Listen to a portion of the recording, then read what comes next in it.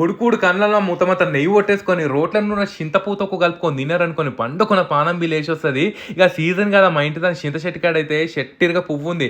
మా అమ్మ కనబడ్డది ఒక పిడికాడంత తెంపి మీకు తొక్కు నూరు చూపిస్తుందంటే పానం ముందరైతే చింతపువ్వు కడిగి పక్కన పెట్టుకోర్రి. ఇక మంచిగా నూనె కాగిన తర్వాత అందులో జీలకర్ర, ధనియాలు, శనగపప్పు, మినపప్పు, మెంతులు అట్లనే ఎల్లిపాయలు పిడికాడని పచ్చిమిరపకాయలు వేసుకొని కారం ఉంటేనే మంచిగుంటది అన్నట్టు. ఇక గోలినాక మనం రోట్లకు తీసుకోవాలి. అదే కడాయిలో కడిగి పెట్టుకున్న చింతపువ్వు ఉంది కదా అది బి గోలించుకోర్రి.